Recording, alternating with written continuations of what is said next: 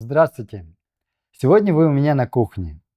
В этом ролике я хочу рассказать про 10 полезных, но дешевых продуктов, которые я нашел у себя в холодильнике, шкафах, вытащил и хочу про них рассказать. Я читаю ваши комментарии, и в комментариях вы пишете, что где же взять деньги на полезное питание. Я хочу сегодня вам показать, что полезное питание – это не про деньги, это про правильный выбор. Для начала я хочу повториться про 3 принципа правильного питания. Первый – это регулярность. Важно, когда мы едим, чем что мы едим. Второй – это дневная калорийность. Очень важно считать дневные калории. Не более 2000 калорий. Третье – про правильное соотношение белков, жиров, углеводов и клетчатки. Здесь я хочу особо подчеркнуть по поводу клетчатки. Когда я подбираю свое питание, я считаю не белки, жиры, углеводы. Я смотрю, сколько клетчатки в день я употребляю. И я всегда стараюсь употреблять в день 30 граммов клетчатки. И вы должны учитывать, что в 100 грамме зелени содержится 2 грамма клетчатки. Ну, первый продукт – это цельнозерновые продукты. Это перловка, это смесь риса, бурого и дикого.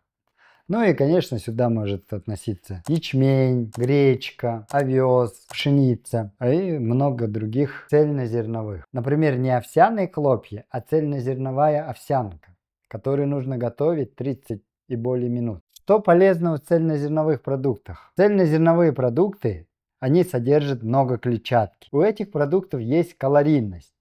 И некоторых из них, если вы на коробке прочитаете, довольно высокая. Но так как это цельнозерновые продукты, то есть в них много клетчатки. Клетчатка – это нерастворимые, неперевариваемые растительные волокна. То есть эти волокна нашими ферментами, пищеварительной системой не перевариваются. Значит, эти калории не перевариваются. Они просто выходят. Но эти продукты, вернее клетчатка, которая содержится в этих продуктах, является очень хорошим питанием для бактерий нашего кишечника. Чем лучше мы питаем наши бактерии кишечника начинают работать лучше.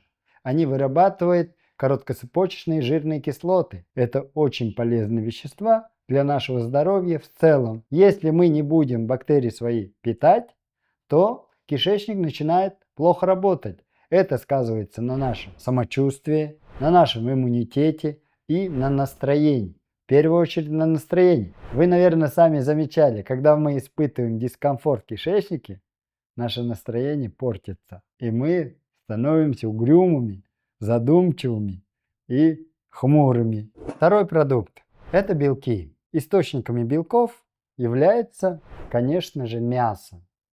Мясо бывает белое, красное, рыба и морепродукты. Но так как у нас сегодня тема о полезных, но дешевых продуктах, куриная грудка – это белое мясо, которое содержит очень много белка в себе и который легко усваивается. Белки – это полимеры, они имеют длину цепочек. Вот куриная грудка – это самые оптимальные белки, которые нужны для наших мышц, для нашего организма, как строительные материалы. И они самые легко усваиваемые белки. Конечно, вы скажете, белки есть и в бобовых, и в растительных продуктах. Но поймите, человек по сути своей хищник. Поэтому наша пищеварительная система лучше всего переваривает белки животного происхождения. И лучше менять эти белки. Есть белое мясо, красное мясо, рыба, морепродукты. Не сидеть на одном мясе. Третий продукт – это картошка. Я уже предвижу ваши комментарии, так как этот продукт очень много в интернете хаят. Но я хочу вам рассказать о полезных свойствах этого продукта. Например, картошка является самым доступным и дешевым источником калия. Нехватка калия приводит к разным нарушениям работы нашего организма, в первую очередь сердечно-сосудистой системы и сердца. И картошка – это источник резистентного крахмала. То есть, если мы правильно приготовим картошку, я сейчас говорю о запекании картошки в мундире, и эту картошку остудим, и будем есть холодной, картошка становится источником резистентного крахмала. А резистентный крахмал – это не просто крахмал, источник углеводов, а это опять же является кормом для наших бактерий кишечника. Отсюда мы видим, что если правильно подходить к любому продукту, то любой натуральный продукт становится полезным. Четвертый продукт – это квашеная капуста. Квашеную капусту я очень люблю. Я этот продукт ем зимой и летом, так как квашеная капуста – это продукт естественной ферментации, брожения. Там много бактерий. И он, конечно, является источником бактерий кишечника, полезных бактерий. Плюс квашеная капуста содержит много железа, в себе витамина С. И квашеная капуста – это источник клетчатки. И любое мясное блюдо без квашеной капусты плохо заходит. Следующий, пятый продукт – это творог. Сейчас, конечно, молочные продукты, кисломолочные, считаются дорогими продуктами. Но творог из всех этих продуктов самый доступный. И это незаменимый продукт. Творог, конечно, у нас 18% жирности. И творог является источником белка альбумина. Это один из самых полезных белков и самых нужных нашему организму. И белок казеин. Казеин не такой полезный, как альбумин, но казеин связывается с кальцием. И творог у нас источник кальция. Легко усваиваемый кальций для нашего организма. И еще творог можно есть, например, в виде творожной запеканки или сырника за ужином. И он, как источник углевода, многие люди говорят, что в твороге много углеводов. Да, так и есть. Но творог как бы стимулирует выработку кишечником глюкагоноподобного пептида 1. А этот гормон, он очень позитивно действует на инсулин. То есть он улучшает чувствительность к инсулину наш организм. И еще хочу сказать, что творог является очень полезным продуктом для людей с сахарным диабетом второго типа. Когда я говорю про творог, я не говорю про творог с сахаром. Если вы туда добавляете сахар, вообще в любой продукт, когда добавляете сахар, все, свойства продукта меняются кардинально, и любой полезный продукт становится вредным. Шестой. Это, конечно, овощи. Овощи, зелень, крестоцветные – это незаменимые продукты для любого стола, является источником клетчатки, является источником антиоксидантов. Чем ярче цвета у овощей, тем больше антиоксидантов. Вот морковь, например, базилик, красный или зеленый, брокколи. Обычная белокочанная капуста, можно сюда добавить салаты. Я здесь показываю и рассказываю про все овощи. Ну, конечно, есть овощи более дорогие, есть более доступные. Вы сами можете выбрать для себя. Но я хочу сказать, что овощи – незаменимый продукт для нашей кухни, для нашего рациона, здорового питания. Потому что овощи – это источники клетчатки и источники антиоксидантов. И это самая лучшая пара для белков.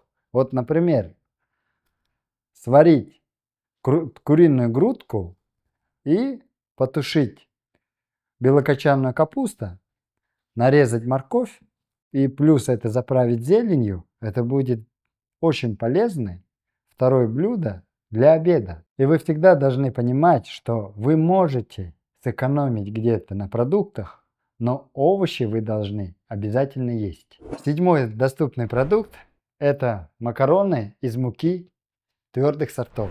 Этот продукт я взял и мы едим, потому что как бы ориентиром самой полезной диеты в мире считается средиземноморская диета. И в этой диете этот продукт имеет важное значение. Это продукт источник углеводов. Конечно, так как это твердых сортов, тоже в них есть клетчатка какой-то процент и дает много энергии, и именно длинную энергию. Конечно, нельзя есть этот продукт ежедневно, но один-два раза в неделю, я думаю, можно.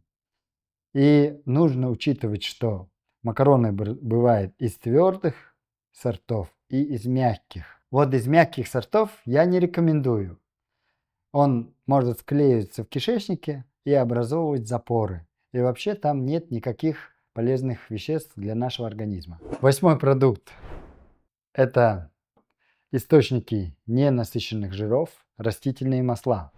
Я взял здесь два растительных масла. Это подсолнечное масло и льняное масло. Так как все считают, что оливковое масло очень дорогое масло, но льняное я предвижу ваши комментарии, что вы тоже скажете, это дорогое масло, но если вот эту бутылочку порционно разделить, то я думаю, что цена будет приемлемой.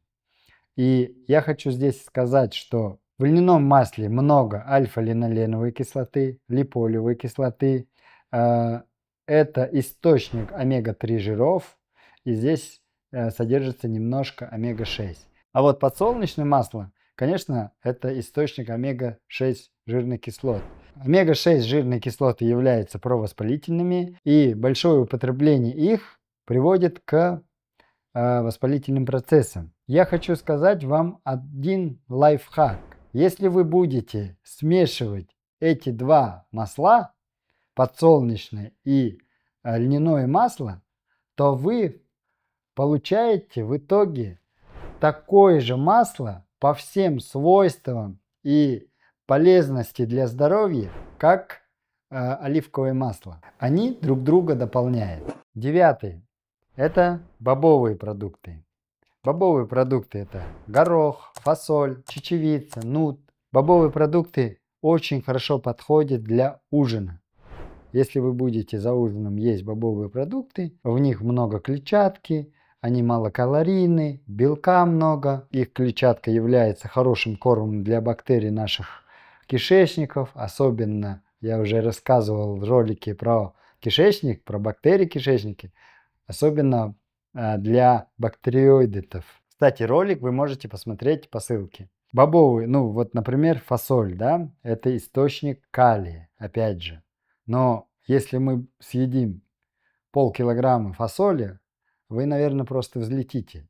Поэтому лучше между картошкой и фасолью выбрать картошку. Но горох, чечевица. Чечевица очень много белка, почти все виды аминокислот есть, за исключением одного или двух. Бобовые продукты тоже становятся незаменимыми продуктами, доступными продуктами для нашего здоровья. Десятый продукт, главный продукт, используемый в тибетской медицине, это топленое масло. Это топленое масло нам отправили из деревни. У нас есть хорошие поставщики.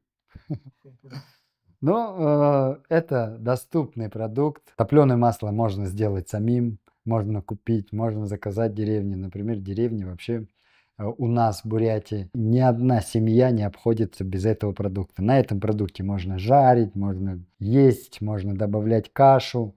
И это один из самых незаменимых моих продуктов. Про топленое масло я уже делал ролик, и этот ролик вы тоже можете посмотреть, перейдя по ссылке. И очень интересный ролик и очень интересный продукт. Это были 10 доступных продуктов из моего холодильника, которыми я пользуюсь ежедневно. И, конечно, в разных вариациях, по-разному. Я вам советую не есть одно и то же. Нужно всегда менять. Для нашего организма это очень важно. Наш организм любит разнообразие. Вы же сами поймите, да, вы же по себе знаете, вы любите разнообразие. Кому нравится день сурка? Никому не нравится. А кому понравится, если вы будете с утра до вечера есть одно и то же? Вашему организму тоже не понравится. А когда мы едим разные натуральные продукты, тогда мы получаем разные нутриенты, витамины, минералы по-разному. Дорогими продукты делает их обработка и способы их приготовления. Например, колбаса и переработанное мясо, разное там грудинка и так далее, да, они дорогие, и их польза сомнительная. Я считаю, что переработанное мясо вообще один из самых вредных продуктов. но и дорогие. Я мог бы питаться любой едой, покупать разные сладости и так далее. Но этим роликом я хочу показать, что еда должна быть простая, доступная и полезная.